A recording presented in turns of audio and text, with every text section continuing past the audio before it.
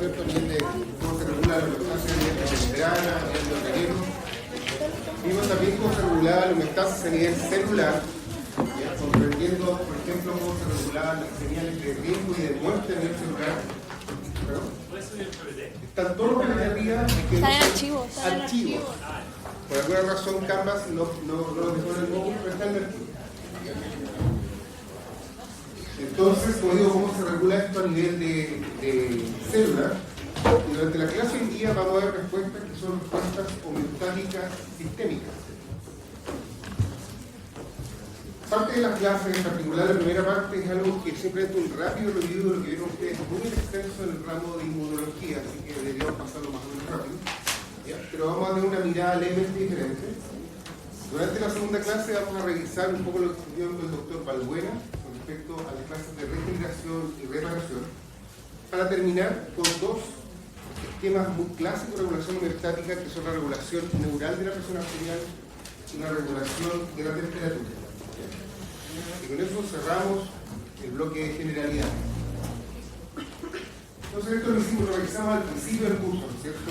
Esta homeostasis como concepto de esta capacidad de mantener un medio interno lo más consistente posible, compensando de alguna manera los cambios en el entorno mediante este intercambio regulado de energía y materia. Sabemos que esta conducción homeostática puede también modificarse en el tiempo a través del proceso alostático, ¿cierto? A través del tiempo vamos modificando este punto, este set point, acomodándolo a las influencias del medio externo. Y estas influencias pueden ser múltiples, ¿no es cierto? Hablamos de influencias de esfera química, biológica, climática, psicosocial, etc., que modifican nuestra condición basal y que van determinando cómo nosotros nos enfrentamos al ambiente. La respuesta homeostática clásica tiene esta ruta, ¿no es cierto? Detectamos un cambio en el ambiente mediante algún receptor, esto es integrado en una especie de centro de control que determina que un efector haga una respuesta habitualmente contraria a la agente que está causando la noxa para restaurar la condición basal. Y esa es la condición, el esquema básico de cualquier respuesta homeostática, usualmente como dijimos del feedback negativo.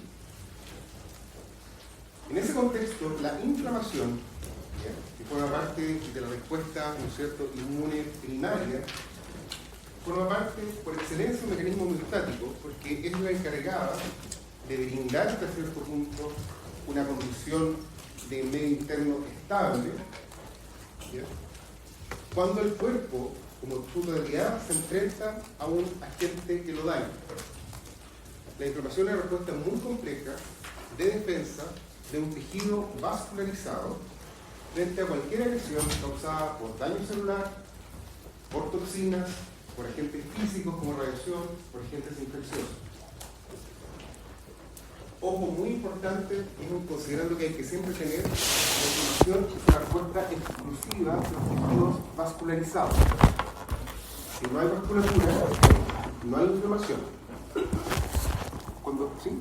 Es que con el doctor Balbuena vimos que si existe inflamación de tejidos vasculares, eso sería como excepción. Es una excepción, ¿no es cierto? Por ejemplo, uno puede tener una inflamación corneal, ¿no es cierto? La córnea en general no tiene vasculatura, pero hay vasos, ¿no es cierto?, que llegan a la cercanía de la córnea que permiten que pasen, ¿no es cierto?, células hacia el tejido.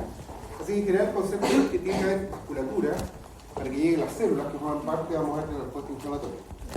Porque eso es importante saberlo. Por ejemplo, si yo le pongo a usted una válvula protésica, le cambio su válvula nativa y le pongo una válvula protésica. Las válvulas propiamente tal no tienen gran cantidad de tejido vascular, pero alrededor de la válvula probablemente hay vasculatura que lleva nutrientes, ¿no es cierto?, a las células que cubren, que forman la estructura de la válvula cardíaca. Digamos que, por ejemplo, ustedes nacieron con una válvula mal formada y yo les cambio una válvula y les pongo una válvula mecánica. Ustedes tienen la mala suerte de que si a un amigo les recomienda hacerse un tatuaje en un lugar que es muy barato, ¿ya?, y que va a ser súper bien, pero la higiene es probablemente un poco dudosa, ¿ya? Y hace una bacteriemia y esas bacterias se alojan en la válvula. ¿Cuál va a ser el problema? ¿Se va a poder montar una respuesta inflamatoria que limpie o elimine esas bacterias de la válvula? Probablemente no. Porque no hay vasculatura, no se puede montar una respuesta inflamatoria completa. Y lo más probable es que esa válvula se recubra con tejido bacteriano, con más bien una colonia bacteriana, un microfilm bacteriano, y tengamos el sustrato de una endocarditis en válvula protésica, cuyo resorte es meramente quirúrgico. Lo único que vamos a hacer es sacar esa válvula. No hay ninguna forma de esterilizarla. Puedo darle todos los antibióticos que queramos. Los antibióticos requieren llegar a través de vasculatura. Si no hay vasculatura, la válvula sigue infectada. ¿Ya? Así que ese es por eso es importante comprender este punto de la vasculatura. Es cierto que existen algunos territorios normalmente vasculares en el cuerpo, en el ojo en particular, en los cuales se puede montar una respuesta inflamatoria, pero es porque hay capilares que llegan a la periferia. En el caso, como digo, cuando hay tejidos foráneos. La inflamación tiene siempre un rol protector, por lo menos en su inicio. Busca tres cosas: eliminar la noxa, aislar la zona dañada e iniciar la respuesta reparatoria. Y esos son los objetivos finales, digamos, del proceso inflamatorio agudo. Esto ustedes lo saben muy bien, existen muchos tipos de agentes, tanto endógenos como exógenos, que pueden gatillar inflamación. Durante las clases vimos, por ejemplo, que cuando habían ciertas formas de muerte celular, necrosis, piroptosis, necroptosis, hay respuesta inflamatoria asociada. Algunas alteraciones genéticas, en caso si yo tengo una célula que tiene un daño en la regulación del DNA, probablemente esta célula va a empezar a causar daño a las otras células por estrés oxidativo aumentado, por ejemplo. Y eso puede determinar una respuesta inflamatoria que debería eliminar esa célula para que dejara de causar problemas a nivel tisular. Dependiendo de cómo se maneje la inflamación, tenemos varios caminos posibles. El grueso de nosotros ha tenido amigdalitis, por ejemplo, ¿cierto? Estamos con frío, desarrollamos un cuadro viral en la garganta, aumento de volumen, dolor. Y rápidamente, de forma autonómica, ¿ya? En forma automática, se por el efecto del sistema inmune o ayudado con algún antiinflamatorio, ¿no es cierto? Logramos resolver el caso y desaparece la causa de inflamación, no desaparece tampoco el agente infeccioso y no hay ningún daño al tejido, el tejido se repara en su totalidad. Y esa es la evolución típica de la inflamación aguda. Vamos a ver en el término de la clase unas formas más catastróficas en las cuales la magnitud del daño es tan grande que hay una activación sistémica de la respuesta inflamatoria desbordada que causa un síndrome de respuesta inflamatoria sistémica que es potencialmente fatal. Existe otro curso en el cual tenemos inflamación crónica de bajo grado. Lo mencionamos someramente en algunas clases, por ejemplo en el paciente obeso, ¿no es cierto? El paciente obeso es un paciente que está habitualmente crónicamente inflamado. Y este paciente mantiene una tasa de inflamación basal persistente en el tiempo y nunca se resuelve. El agente que está causando la inflamación, probablemente por ejemplo el overeating, el comer de más, persiste en el tiempo. Y eso puede determinar que el paciente mantenga este estado inflamatorio basal que sirve de base, a su vez, para la aparición de muchas enfermedades crónicas no transmisibles, como la enfermedad cardiovascular, la enfermedad autoinmune o el cáncer. Nosotros a principios de este año escribimos un review en Physiology con respecto al tema, así que si a alguien lo interesa, le podemos mandar y que habla esencialmente de cómo la inflamación crónica ha sido un sustrato común para muchas de las enfermedades crónicas no transmisibles. Obviamente en lectura complementaria no es evaluada, así que no se preocupen. La inflamación aguda, que es la más sencilla, ¿no es cierto? Es una respuesta que es localizada en el sitio donde se produce el daño, es inmediata, inespecífica y de muy corta duración. Como dijimos, el objetivo es focalizar el daño, remover lo que está causando el problema e iniciar el proceso de reparación. ¿Cómo se detecta, cómo se inicia el proceso inflamatorio? Ustedes recuerdan de la clase de inmunología. En general, esta es una respuesta inmune inespecífica, que tiene que estar preparada para lidiar con una serie de daños posibles. Por lo tanto, las moléculas que reconocen o que inician respuesta inflamatoria no reconocen una identidad molecular particular. No es como la inmunidad secundaria, ¿no es cierto?, en la cual yo reconozco un antígeno en particular. Aquí yo estoy reconociendo simplemente lo que llamamos patrones moleculares asociados a peligro, o TAMPs. Y esos son elementos, ¿no es cierto?, presentes en el medio que normalmente no deberían estar presentes. Existen dos grandes grupos, los patrones moleculares asociados a patógenos, por ejemplo, lipopolisacáridos. El lipopolisacárido forma parte de la pared de las bacterias gram negativas. Normalmente no hay ninguna causa por la cual haya normalmente lipopolisacárido dando vuelta en el organismo. Por lo tanto, existe un sistema de respuesta específico que detecta un patrón molecular, la presencia de estas azúcares modificadas, y gatilla una respuesta inflamatoria, porque simplemente detecta que hay algo normal, no es específico. No va a diferenciar si es una bacteria, un Escherichia coli, o es un Proteus, o sea, mirabilis, o es, no sé, una pseudomonas. No va a hacer una diferencia, simplemente a reconocer un azúcar anormal en el cuerpo. DNA de doble hebra. Dijimos que el DNA de doble hebra no es normal en el cuerpo. No hay normalmente, o sea, RNA de doble hebra normal en el cuerpo, salvo durante muy corto tiempo el proceso de la síntesis de los microRNA. Así que si hay grandes cantidades de RNA de doble hebra dando vuelta, eso probablemente es de origen viral. Manosa también, ¿no es cierto? Existen varias moléculas que están presentes en las paredes de los agentes infecciosos o potencialmente infecciosos que se reconocen como patrones moleculares asociados a patógenos. Pero también el sistema puede reconocer sustancias propias en un lugar extraño. Me refiero a que si hay, por ejemplo, citocromo C dando vuelta en el medio, eso es obviamente seña que hubo ruptura de una mitocondria. No debería haber nunca citocromo C en el medio extracelular. Si hay ATP en grandes cantidades en el medio extracelular, eso implica que una célula se reventó. No debería haber ATP dando vuelta en el medio extracelular. Y esto ya vamos a alarminas, porque son sustancias que son intrínsecas del organismo, que simplemente están puestas en un lugar equivocado y que tienen una respuesta inmune. Misma cosa, histones, ¿no es cierto? No debería haber histones en el medio extracelular. Así que tanto los patrones moleculares asociados a patógenos, los AMPs, como las alarminas en su conjunto se denominan DAMPs, porque lo que traducen es daño. O bien hay un patógeno en el medio, o bien hay un daño celular que fue lo suficientemente violento como para causar disrupción de membranas plasmáticas, disrupción de membranas mitocondriales, disrupción de membranas nucleares y salida de este tipo de moléculas al ambiente. Y el sistema que detecta esto son sistemas, o bien estos patrones, receptores asociados a patrones moleculares, por ejemplo los Toll-like receptors que vieron ustedes en inmunología, ¿no es cierto? O bien sistemas tumorales que están diseñados para responder inespecíficamente a la presencia de estos agentes en el medio. Por ejemplo, el sistema del complemento.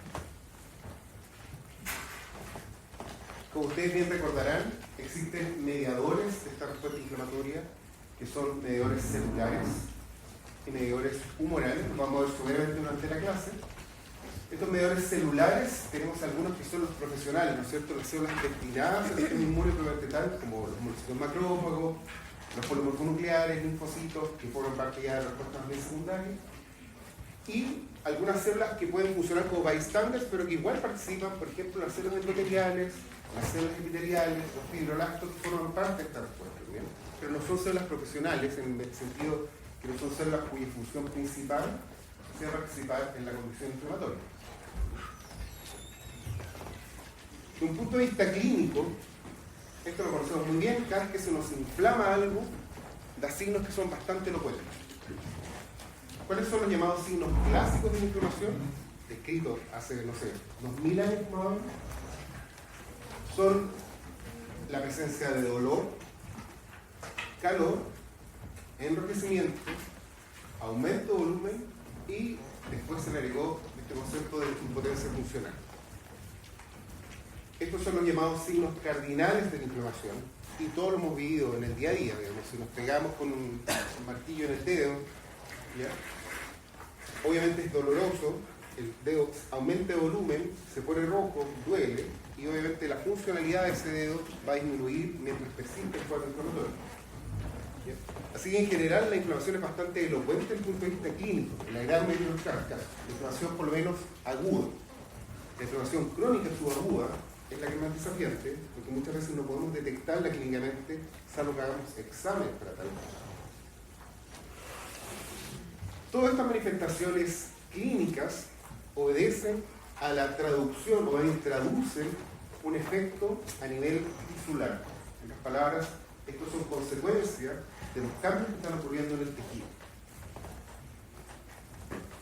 Cuando tenemos un daño en el tejido, y vamos a pensar, por ejemplo, en una herida, ¿ya?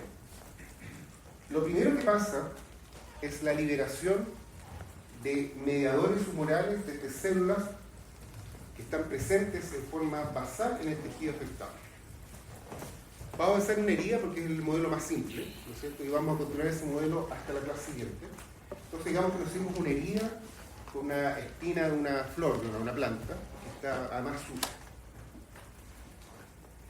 La presencia de una disrupción mecánica sobre la barrera de la piel va a determinar, y la presencia de patógenos va a determinar que las células que están presentes en la piel liberen mediadores, ¿ya? En este caso los mediadores más importantes es la famosa histamina.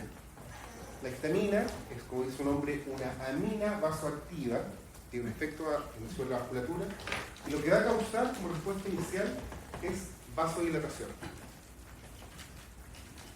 Iniciamos la llamada fase vascular de la inflamación. Se produce la liberación de estos mediadores, que puede ser directamente, por ejemplo, a través de daño mecánico, en este caso los mastocitos son capaces de granularse y de histamina. Puede ser por efecto de algún macrófago accidente que reconoció la presencia de DAMPs o PAMPs en el ambiente y liberó misma cosa estos mediadores vasoactivos.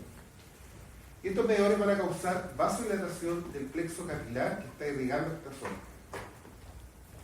Se va a producir inicialmente vasodilatación arterial y arteriolar, con lo cual el flujo sanguíneo del lugar va a aumentar.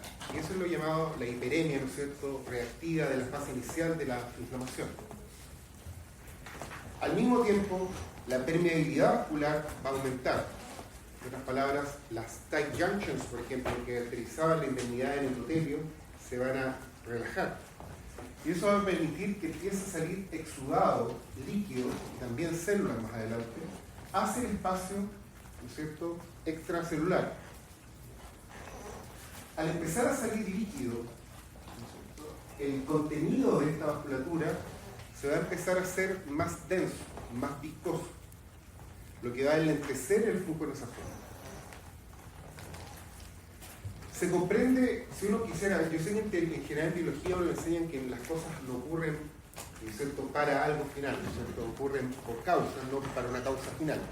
Sin embargo, si uno tiene que pensar en términos de diseño, esta respuesta inicial tiene mucha lógica.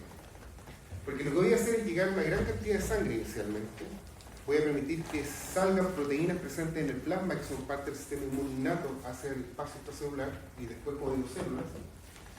Pero al salir este líquido, ¿no es cierto?, y al hacerse más denso el contenido dentro de los capilares, eso hace que el flujo forzosamente sea más lento. Y tiene dos ventajas.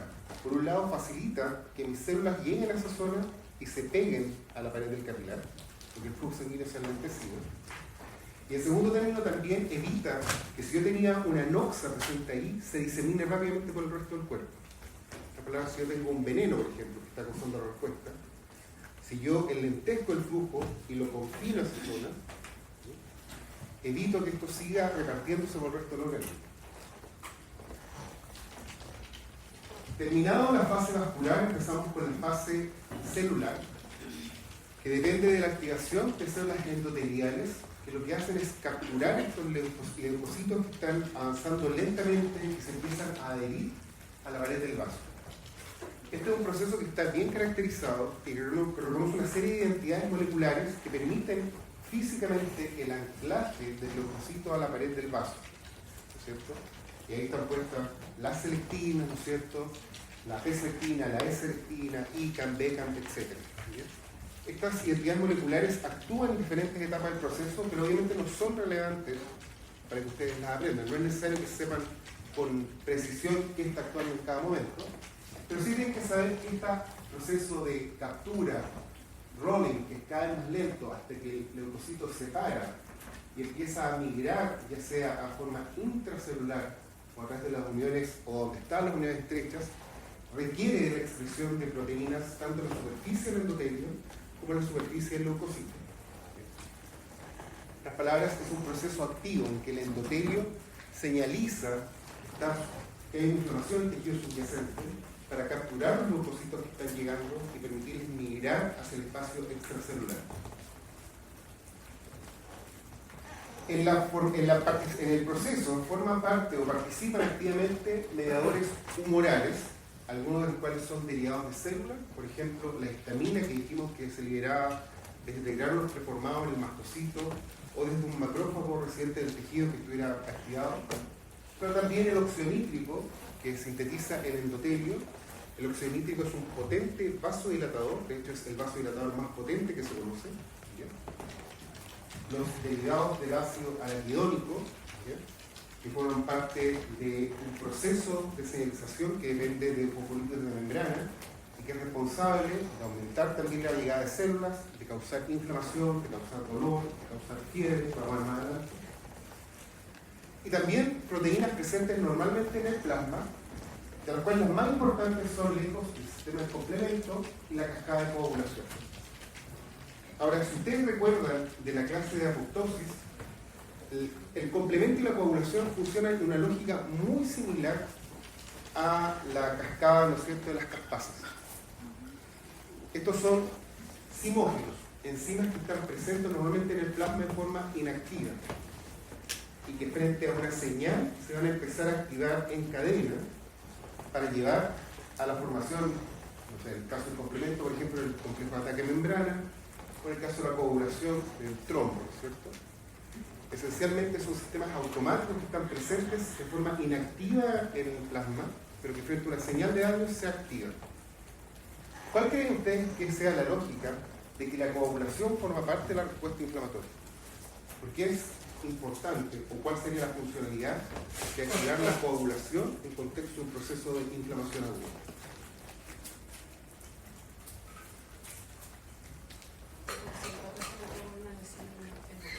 ¿Ya? Ya, muy bien. O sea, si estamos, por ejemplo, acá en una lesión que disminuyó el tejido, obviamente queremos sellar ese defecto para impedir que siga entrando. ¿Sí? Si aumentó la permeabilidad de los vasos con los mediadores, no quiero que tampoco se me salga todo a través de la permeabilidad. Esa es una muy buena idea, ¿cierto? ¿Sí? O sea, sí iba por ahí, porque si aumenta la perfusión sanguínea y aumento de la vena del cerebro y tengo una herida abierta, al final no voy a poder concentrar la célula y tampoco voy a poder concentrar la nosa.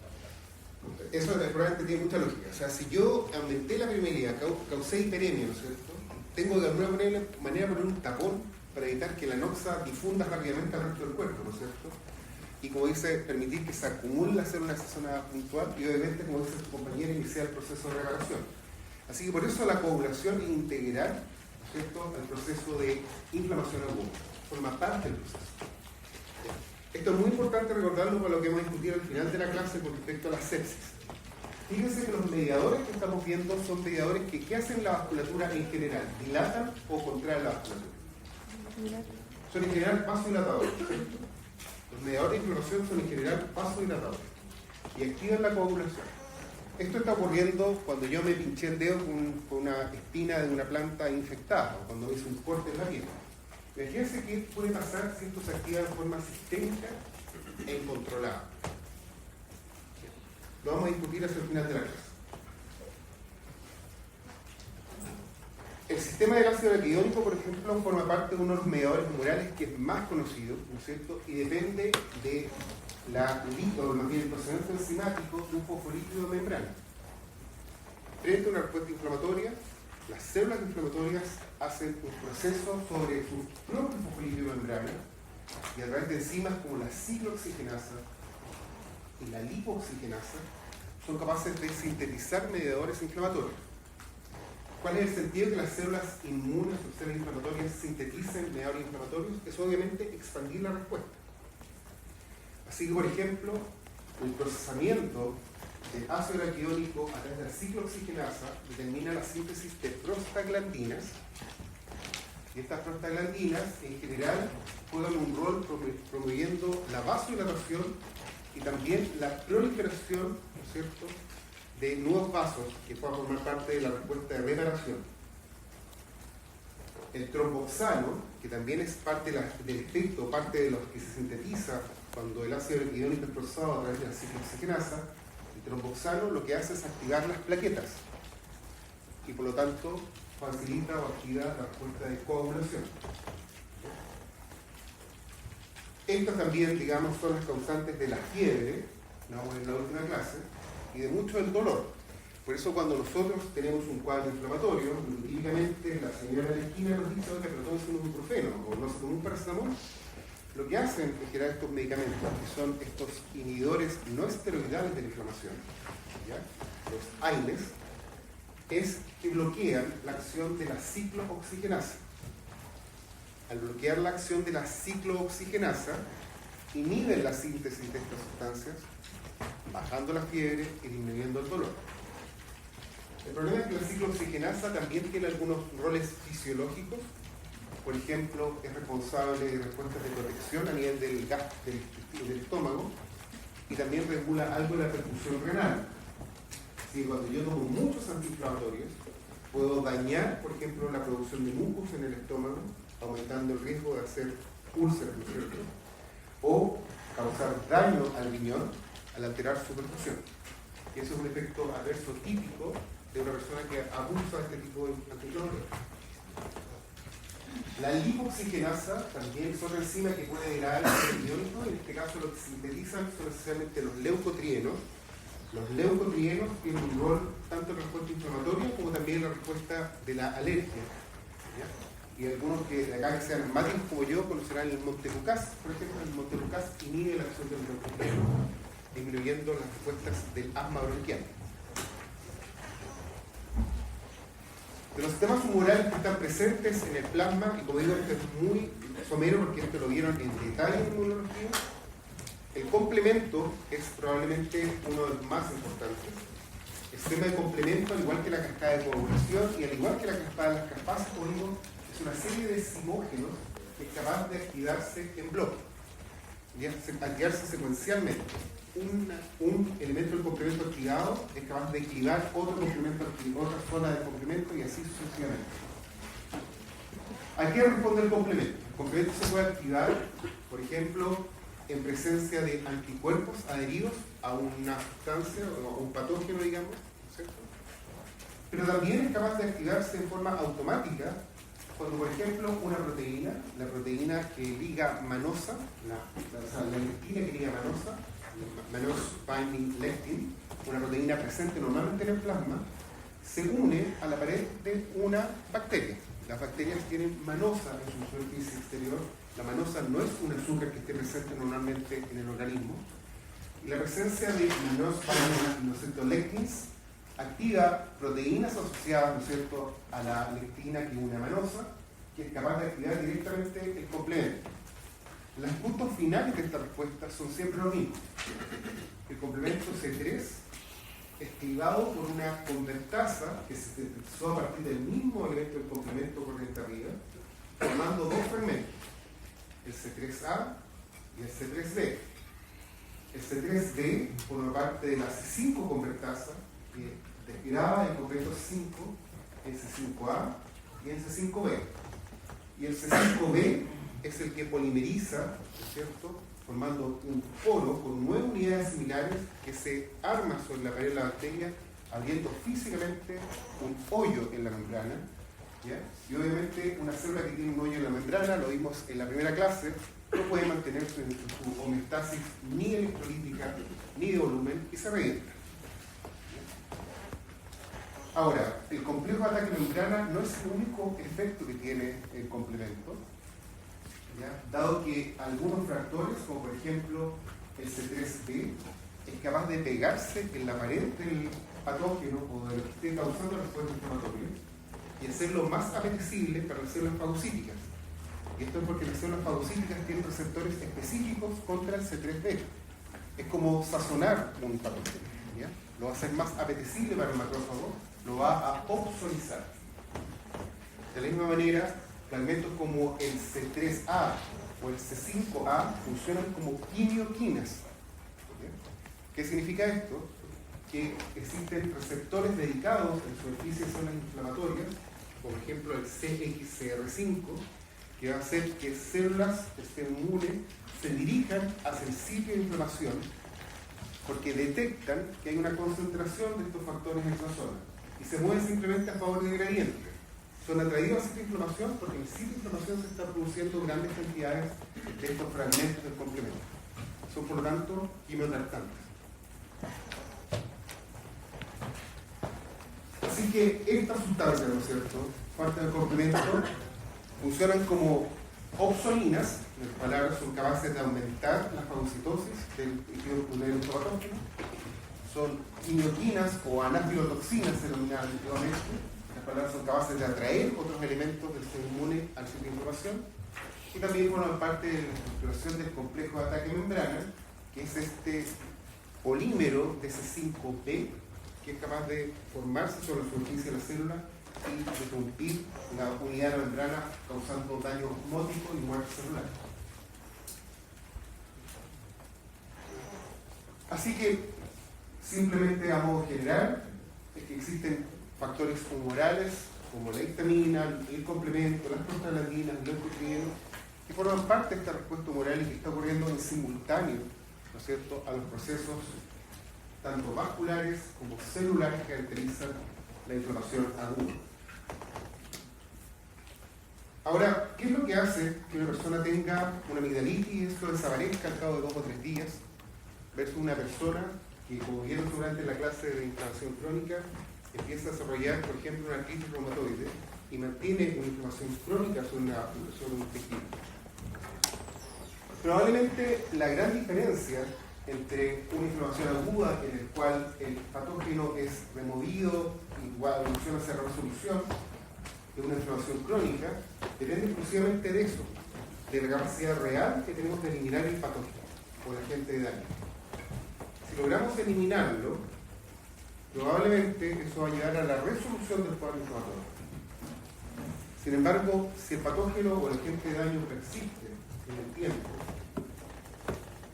al no poder resolver el cuadro inflamatorio, vamos a empezar a establecer una inflamación crónica sobre el tejido, ¿no es cierto?, en el cual lo que vamos a ver es que se superpone la fase inflamatoria con la fase de reparación, que es lo que vamos a ver en la clase siguiente.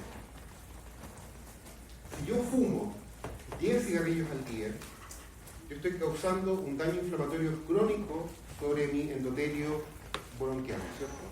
Y ahí vimos cómo eso causaba, por ejemplo, metaplasia.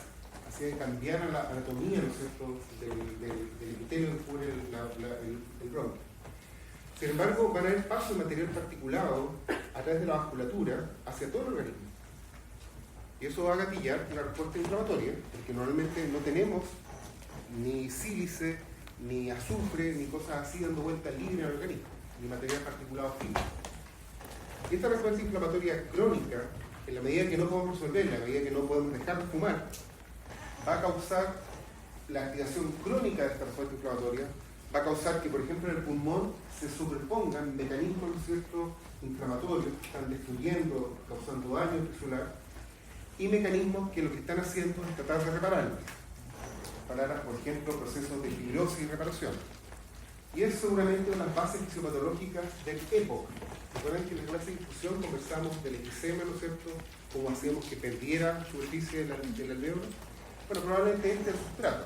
Tenemos por un lado una respuesta inflamatoria que está tratando de destruir el patógeno y con eso destruyendo el tejido también. Y por otro lado tenemos una respuesta de reparación incompleta que nunca va a completarse porque estamos manteniendo respuesta inflamatoria activa y eso va a empezar a depositar, por ejemplo, colágeno en la membrana, ¿no es cierto?, que separa el alvéolo de la vasculatura, disminuyendo la paciente de oxígeno. Así que este daño es la base, ¿no es cierto?, de lo que es el concepto de inflamación crónica. Cuando nosotros tenemos una inflamación del suficiente nivel, digamos, como para detonar una respuesta sistémica, se presentan o aparecen en el plasma algunas sustancias que responden, ¿no es cierto?, a la inflamación y que son de síntesis hepática. La gracia de estas sustancias es que por un lado participan en el proceso de inflamación, las palabras tienen un rol en el proceso inflamatorio, pero nosotros lo usamos en particular porque nos permite identificar que hay un proceso inflamatorio en curso. Así que cuando el hígado recibe una señal proinflamatoria en términos de citoquinas circulantes, por ejemplo, TNF circulante, interleuquina 6 circulante, etc., sintetiza en respuesta proteínas tales como la proteína C reactiva, como la alfa-2 macroglobulina, el fibrinógeno, la alfa-1 antitripsina, el complemento, etc. ¿Cuáles de aquí son importantes que tenemos que recordar? Dos probablemente son más importantes. La PCR y la alfa-2-dihidroglobulina. La PCR, todos la conocen. Todos alguna vez la han tomado probablemente una PCR. ¿Bien? Cuando ustedes estén en urgencia y quieran saber cuán inflamado está una persona, le van a pedir una PCR. Porque la PCR traduce hasta cierto punto el nivel de interleuquina 6 circulando. Estas palabras avanzan de forma casi paralela. El hígado recibe la señal en términos de interleuquina 6 y lo que hace es sintetizar PCR.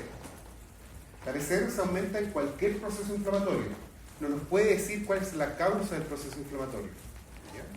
Es un error pensar que porque la PCR es más alta, es más bacteriano, porque es más baja, es viral. No. Cualquier proceso inflamatorio puede determinar una elevación de PCR. Por lo tanto, no es específica. Y esta PCR tiene un rol también, probablemente, en la respuesta inflamatoria. La PCR puede funcionar al parecer como opsonina. La PCR se liga según las paredes de los agentes infecciosos, bacterianos por ejemplo, y aumenta su tasa de fagocitosis. Así que puede tener un rol también funcional. Si yo tengo un paciente que está fumando crónicamente, que no hace ejercicio, que es muy sedentario, probablemente va a tener, como dijimos, una inflamación crónica. Una forma de ver inflamación crónica es medir sus niveles de PCR, pero va a tener que ser un ensayo especial, que van a ser probablemente niveles muy bajitos. Así que voy a pedir lo que sea una PCR ultra sensible. Y cuando una persona tiene una PCR ultra sensible, el valor normal de la PCR es menor a 1, ¿cierto? Y tiene una PCR sobre 3, fíjense, un delta chiquitito, en infecciones estamos hablando de PCR de 50, 200, no sé, niveles muy altos. Una PCR ultra sensible, una elevación muy discreta de la PCR, eso traduce en inflamación crónica de bajo grado. Y es un marcador, por ejemplo, de riesgo cardiovascular. Si alguno de sus papás tiene una PCR ultrasensible sobre 3, uno sabe que tiene que ser muy agresivo en el control de signos de los factores de riesgo cardiovascular, porque es un paciente que tiene más riesgo de infartarse.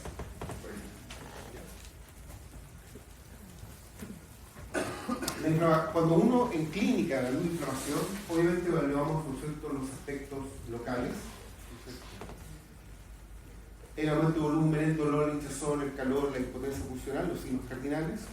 Evaluamos manifestaciones sistémicas, ¿no es cierto?, tales como por ejemplo la aparición de fiebre, el aumento de glóbulos blancos circulantes, los cambios en la proteína del plasma, la elevación de proteínas fase aguda o la PCR. Al aumentar estas proteínas, la tasa o la velocidad con la cual los glóbulos rojos sedimentan cuando llega una muestra de sangre simplemente al ambiente es más rápida. Esto es porque la superficie de los glóbulos blancos tiene habitualmente cargas negativas y muchas de estas proteínas, digamos, aceleran, ¿no es cierto?, o bien neutralizan estas cargas atrayendo los glóbulos blancos, ¿no es cierto?, y acelerando la sedimentación. Así que la VHS va a aumentar cuando esté inflamado. Y obviamente voy a poder hacer exámenes de laboratorio, voy a poder ver el tejido cuando tenga dudas si el tejido está inflamado o no. La otra proteína de fase aguda que mencionamos acá es la alfa-2-macroglobulina. La alfa-2-macroglobulina, también llamada precursor sérico del amiloide, ¿ya?, es una proteína que se aumenta en respuesta a un cuadro inflamatorio. Si yo tengo un cuadro inflamatorio crónico, ¿no es cierto?, de gran importancia, ¿qué creen que va a pasar con esta proteína a nivel celular? Si la proteína, la célula está produciendo grandes cantidades de este precursor de esta proteína, ¿qué puede pasar a nivel celular?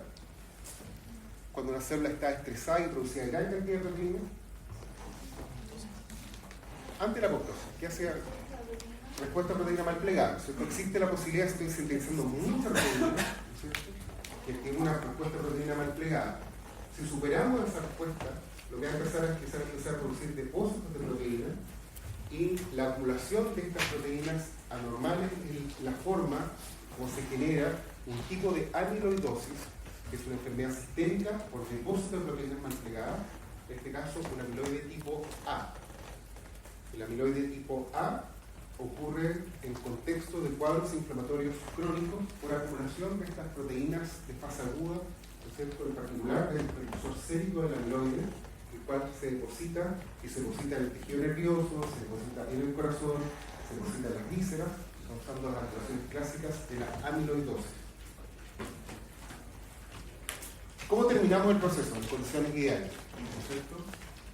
Llegan las células, ¿no es cierto? Y mediante el proceso de fagocitosis eliminan la toxina. Por lo tanto, también consumieron parte de las citoquinas y forma muy importante, un elemento central, digamos, del tema de la inflamación es el cambio fenotípico de los macrófagos. Entonces, llegan las células blancas, ¿no es cierto?, al sitio del suceso, eliminan la toxa, se comen las citoquinas que hay aquí, por lo tanto la concentración de citoquinas decrece y por tanto el drive que hacía que más células llegaran disminuye. Estas células blancas, en ausencia de este ambiente proinflamatorio de citoquinas, pierden como su razón de vivir y entran en un proceso apoptótico. Y los fagocitos tienen sensores para una fosfolípido, digamos, que es característico de la superficie de los cuerpos apoptóticos. ¿Recuerdan cuál es eso? La fosfoglicerina. Cuando un fagocito come un cuerpo apoptótico, cambia su fenotipo y pasa de un fenotipo M1, un fagocito que es un fagocito proinflamatorio, fagocítico, muy agresivo, digamos, a un fagocito con un fenotipo M2. Empieza a sintetizar interleuquinas antiinflamatorias para parar la inflamación y empieza a activar los procesos de reparación, en particular activa los fibroblastos. Así que la apoptosis aquí es fundamental, se produce la muerte apoptótica de los leucocitos, este fagocitado, ¿no es cierto?, por estos fagocitos y cambia su fenotipo desde un fenotipo M1 a un fenotipo M2 a través de un proceso denominado esferocitosis. La esferocitosis es la fagocitosis de los cuerpos apoptóticos. Y este fagocito M2 va a ser el que va a secretar interleuquinas antiinflamatorias, deteniendo el proceso inflamatorio y la llegada de más células inflamatorias al lugar e iniciando el proceso de reparación. Y en teoría ahí deberíamos estar felices, ¿cierto? Y ahí se debería terminar el problema.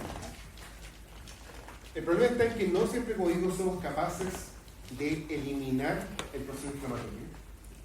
Y de estos settings de inflamación crónica, cuando no somos capaces de eliminar totalmente el proceso inflamatorio, se empiezan a mezclar estos procesos de reparación con procesos inflamatorios, causando el tipo de efecto de inflamación crónica, y que puede durar desde semanas hasta años. Obviamente en este tipo ya no hay tantos fenómenos vasculares, es más bien fenómenos celulares. Hay aumento en la población celular porque al no haber resolución de la noche inflamatoria, persiste la atracción de células inflamatorias al sitio del suceso, lo que hace que sigan llegando células inflamatorias. Por lo tanto, habitualmente hay en estas zonas infiltrados de macrófagos, de linfocitos, de células plasmáticas, de eosinófilos, etc. Además, hay hasta cierto punto algo de respuesta de reparación. Por lo tanto, la activación de los fibroblastos va a determinar el aumento del tejido fibroso en esta zona, por lo cual vamos a tener, por un lado, una inflamación más montada por algunas células infiltrando el lugar, y al mismo tiempo, tejido fibrótico depositándose, porque empezó a activarse la respuesta de secretización sin poder ser completa ninguna de las dos, porque persiste el agente infeccioso en el lugar.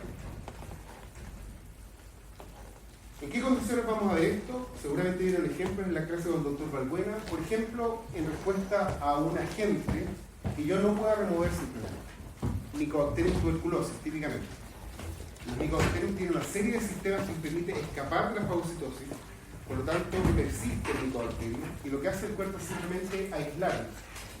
Entonces, esta célula grande es un macrófago multinucleado, ¿no es cierto?, que ingirió probablemente una micobacteria.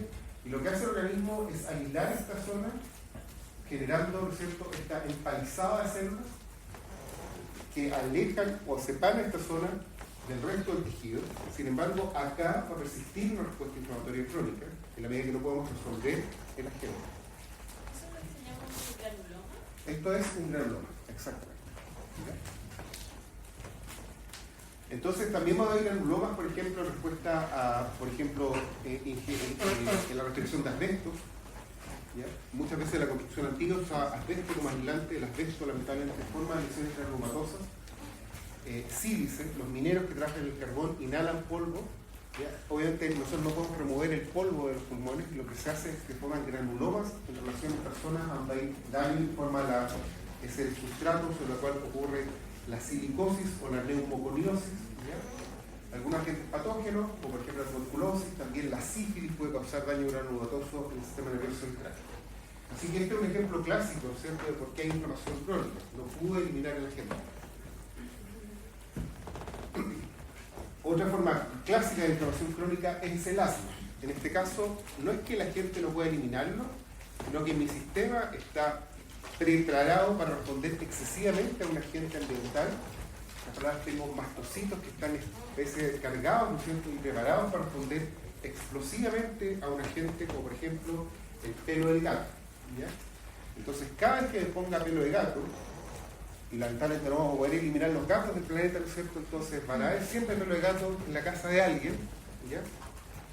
Mis mastocitos van a degranularse violentamente, van a liberar grandes cantidades de histamina, lo que va a producir vasodilatación y al mismo tiempo broncoconstricción, y me va a dar una crisis de asma.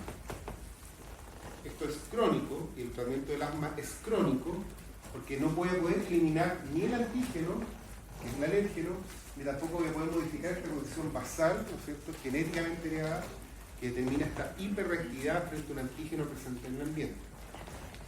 Existen muchas tesis que, por ejemplo, esto que nuestras sociedades se han hecho cada vez más estériles, forman parte del problema, ¿no es cierto? En otras palabras, parece que nunca desarrollamos mucha tolerancia inmune.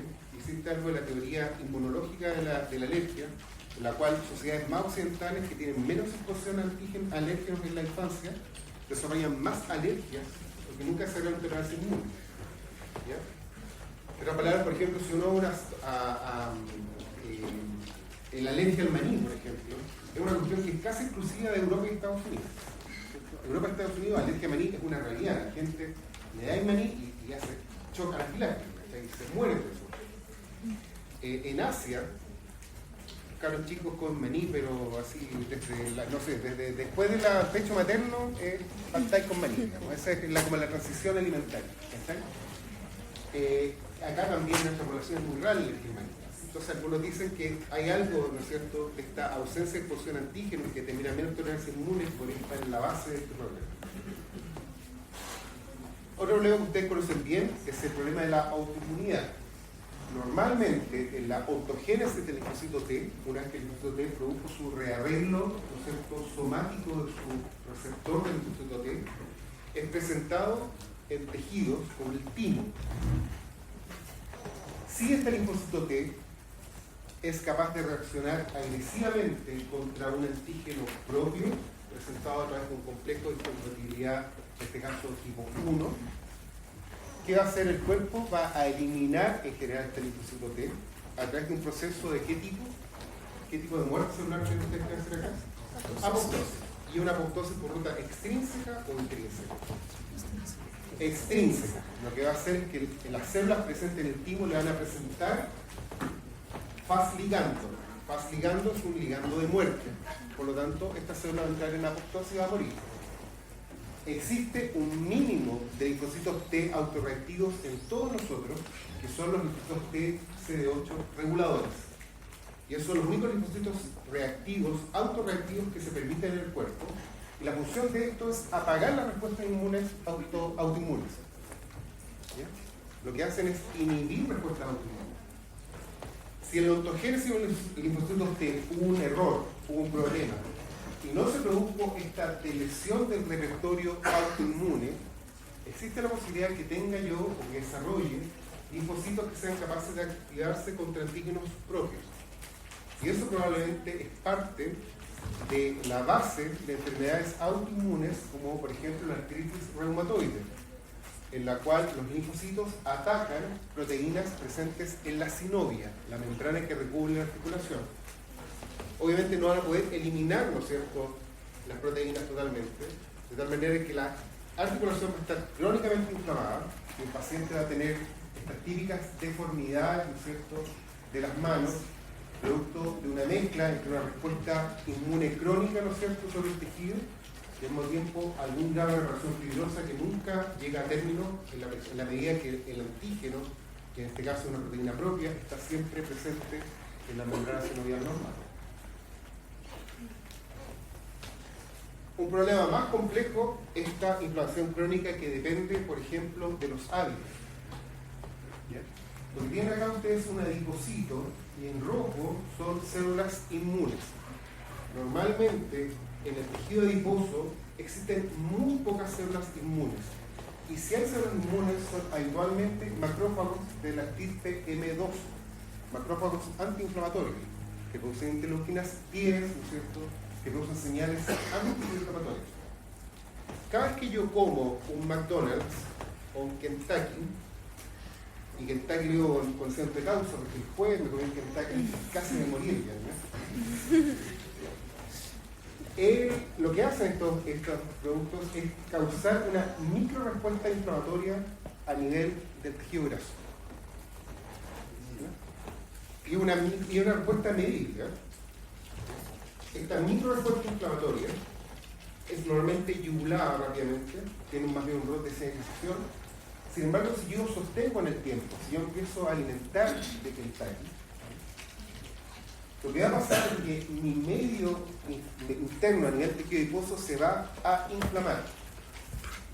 Y por ejemplo, los macrófagos que sienten en la grasa, que normalmente debería ser M2, antiinflamatorios, empiezan a cambiar el fenotipo M1, proinflamatorio. Eso va a atraer otras células inmunes. El macrófago M1 lo que hace es amplificar la respuesta inflamatoria. Y vamos a tener una grasa que está inflamada. Ahora diría, ¿qué tanto problema que se inflame la grasa? El problema es que es bien severo que se inflame la grasa. Por ejemplo, en el cerebro, sabemos que la inflamación crónica inflama el hipotálamo.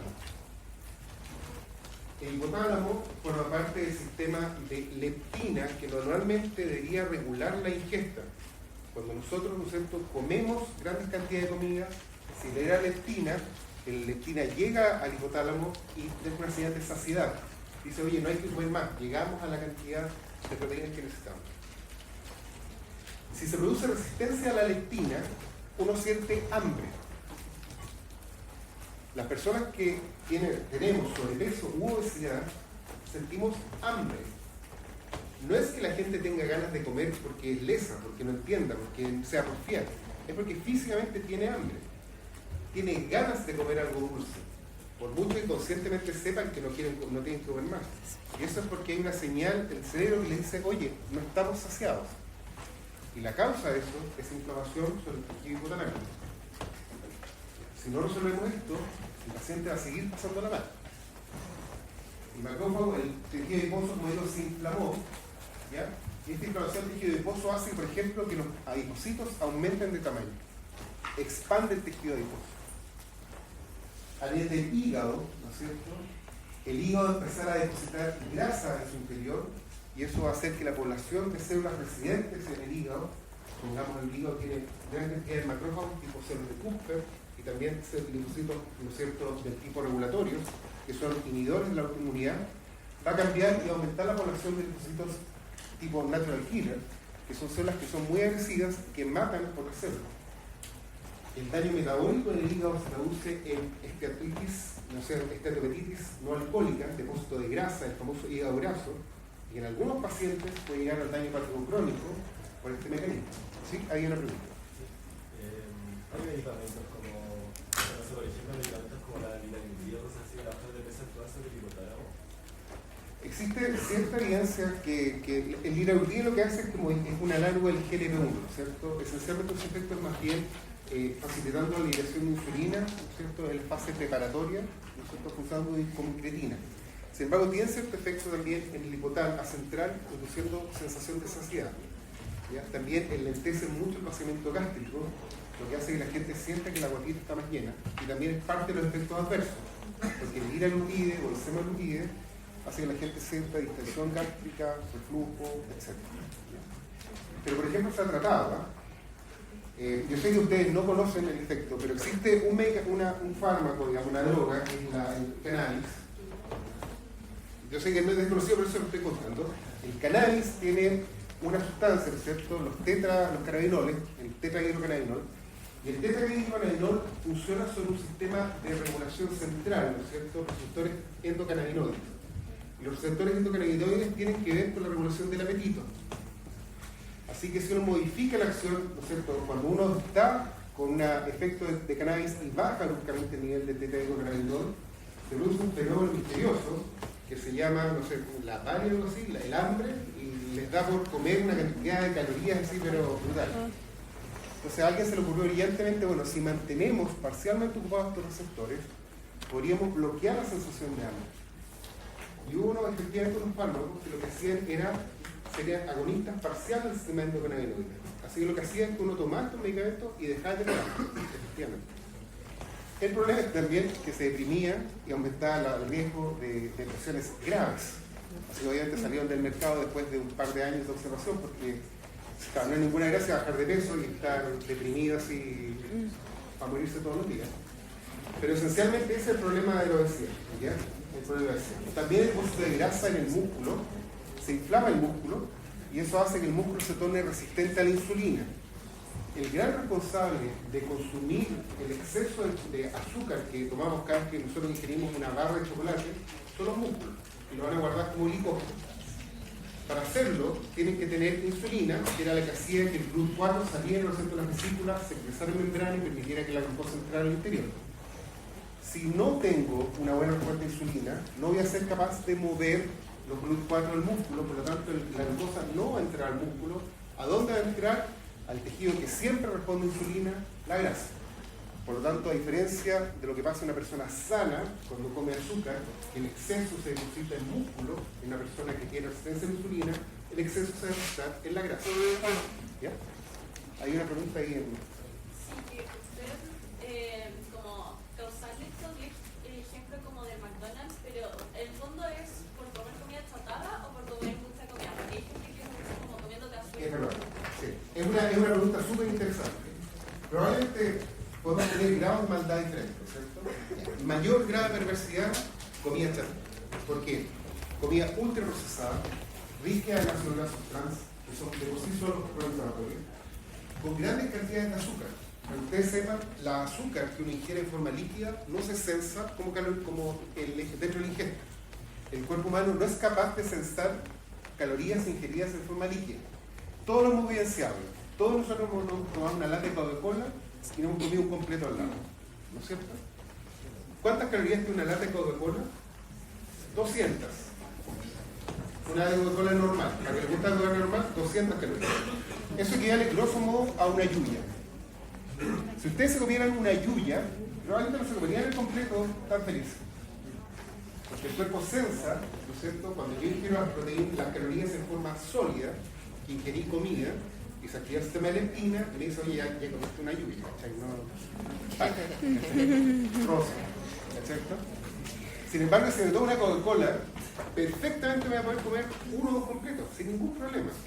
Y eso es porque esas 200 calorías quedan en el olvido. Así que voy al nivel de máxima perversidad, comida chatarra. McDonald's es puede ser Wendy, puede ser Kentucky, la franquicia de ustedes les gusta.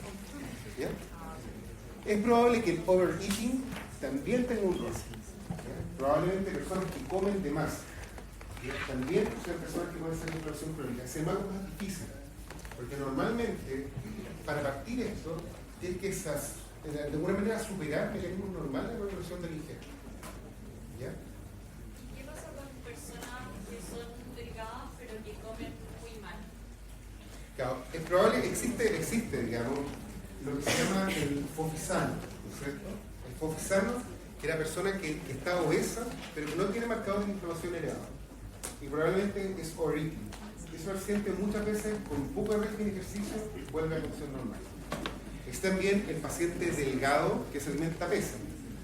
Ese paciente, en cierta forma, va a tener quizás menos, ¿no es cierto?, el fenómeno inflamatorio a nivel de la grasa en el músculo, porque tiene menos grasa.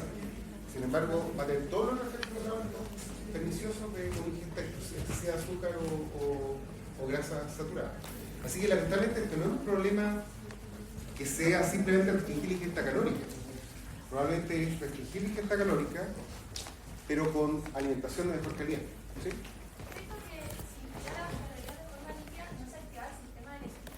En general, el sistema de leptina es mucho más eficiente para la detección de calorías que se ingieren en forma líquida. Y esa es una de las grandes razones por la cual, no sé, más de ustedes seguramente han escuchado una tía, la mamá, que empieza a hacer estas dietas de jugos. y empiezan a tomar jugos de, no sé, plátano, manzana. Bueno, claro, no, partiendo seguís sintiendo hambre, ¿no es cierto? Porque no se activa el sistema leptina, nunca te sacía el jugo realmente. Te sacía por intención gástrica, pero cada una hora te muerto de hambre igual. Y segundo, ingieres a veces grandes cantidades de calorías. ¿Okay? En otras palabras, por ejemplo, típico juguito de naranja, inocente en el desayuno. Cuando uno toma un jugo de naranja, son habitualmente 3-4 naranjas, o sea, entre 210 y 280 calorías en un vasito. ¿Okay? Sin fibra, porque le limpiamos todo el ollejo, para que sea más rico el jugo de naranja. El pic glicémico que hace eso, ¿cierto? Se dispara el azúcar. Si nos comemos la naranja, partiendo la comemos con fibra, lo que lentece el pic de azúcar. Segundo, no nos comemos 4 naranjas, nos comemos 1. 2 les gusta mucho la naranja. Entonces, el problema de la nutrición es súper interesante porque hay mucho escrito, hay mucho que conocer. Así que eso lo van a poder discutir en detalle con la doctora Serrano en el módulo que aquí. Un poco volviendo al paciente delgado que comía muy mal. El paciente delgado que come muy mal puede tener otras alteraciones. Por ejemplo, el consumo excesivo de grasa, ¿no es cierto?, puede alterar su perfil lipídico y aumentar el contenido de colesterol LDL, facilitando el depósito de grasa en los vasos. ¿Ya? La célula pancreática, cuando está inflamada, se hace menos sensible al efecto de la glucosa. Por lo tanto, ¿no es cierto?, libera insulina en forma deficiente y forma parte de la patogenia, ¿no es cierto?, de la diabetes tipo 2.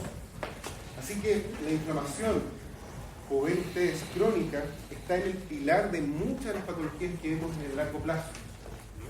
La inflamación crónica forma parte, al parecer, de la base de lo que comprendemos como estas enfermedades crónicas no transmisibles. Obviamente, cómo progrese va a depender, ¿no es cierto?, de la magnitud de la inflamación y la respuesta del cuerpo. Si ya vimos lo que pasaba cuando persistía indefinidamente la gente y teníamos esta manifestación crónica. Veamos ahora esta otra rama. ¿Qué es lo que pasa cuando la respuesta es de tal magnitud o de tal severidad que sobrepasa la capacidad de control en agudo? Si la lesión no se limita al microambiente del tejido dañado, va al paso de mediadores proinflamatorios hacia el sistema circulatorio general, ¿cierto? Si tenemos un agente causal que siga activo o que sea muy intenso, por ejemplo, una gran infección, una quemadura que afecte un gran porcentaje del cuerpo, con mucho compromiso del endotelio, lo que va a permitir que el problema de la permeabilidad no se limite a una zona puntual, a la zona en que me pinché con la aguja, sino que a la totalidad del cuerpo, vamos a tener la base para lo que denominamos SIRS, síndrome de respuesta inflamatoria sistémica. Un SIRS es un síndrome en el cual hubo una activación sistémica de la respuesta inmune, ¿ya? Y se caracteriza por la presencia de fiebre en general. En algunos casos, cuando es de mayor severidad, puede haber hipotermia y eso reduce la incapacidad de simplemente mantener la termorregulación normal. Hay taquicardia, hay polipnea, la gente está respirando mucho más rápido, y hay leucocitosis o leucopenia. En otras palabras, tenemos manifestaciones de activación sistémica de una respuesta inflamatoria. Eso es el SIRS. Pensemos qué es lo que pasa cuando yo activo sistémicamente la inflamación. ¿Qué voy a tener dando vuelta en el cuerpo? Voy a tener activación, ¿no es cierto?, del complemento, obviamente a nivel sistémico. Y eso va a amplificar la respuesta inmune, la respuesta inflamatoria. Voy a tener sustancias vasoactivas, porque dijimos que el grueso de los mediadores que participan en la inflamación son sustancias que son de tipo vasodilatador, ¿no es cierto? ¿Qué va a pasar con la presión arterial del paciente? ¿Va a subir o va a bajar? Si yo dilato todos los vasos, va a bajar. Si yo le meto volumen, ¿va a responder al volumen? ¿Por qué no? Puede responder inicialmente, ¿ya? Sin embargo, va a llegar un punto en que va a ser tan severa la vasodilatación y tan alta el aumento de la permeabilidad que por mucho que yo le meta volumen, ese volumen va a escapar de los vasos y va a empezar a ir a hacer intersticio. Por lo tanto, voy a tener una condición de hipotensión que no responde a la reducción de volumen. Porque tengo no solamente vasodilatación, sino también tengo aumento de permeabilidad.